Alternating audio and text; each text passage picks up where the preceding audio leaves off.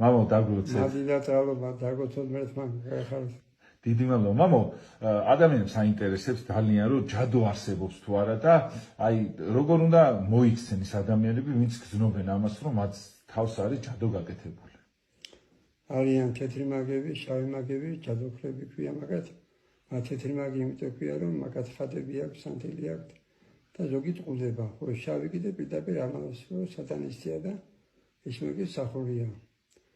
და ზოგი ასარებაში მეუბნება რომ სახლში ნახა რაღაცა გვერდსკენ რაღაცა რომ ესე იგი ეს არის ჯადო გაკეთებული აქვს და მაშინ რა უნდა ვქნათ თუ ადამიანი დანახავს რომ ოჯახში რაღაცა ნახა უნდა მოვიწვიოთ მოწვარი საქმე უნდა ვაკეთებინოთ მე არის ლოცვა ჯადოს მოხსნის საწინააღმდეგო და ეს მოწვარი გიჩვენებს მე ეს ყველაფერი დაწვა და ფერფლი გადანოთ წყალს და აუცილებელი აგეთვე პირადი ლოცვა, დილა, საღამო, შენ შეიძლება რაღაცა არ ნახოთ ოთახში, მაგრამ რაღაცა ჯადოს გიკეთებდეს.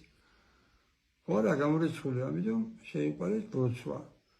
ჯადოს განადგურება რითი ხდება, ზოგი მტება ჯადოთი, ზოგი სოფელ მარიეთმეს ცილდება. მაგრამ ვიცი ძალით, ბოროტის ძალით. და თუ ლოცულობ, ვისხოვ დახმარებას ღმერთს. როგორც სამის ბუშტი ისია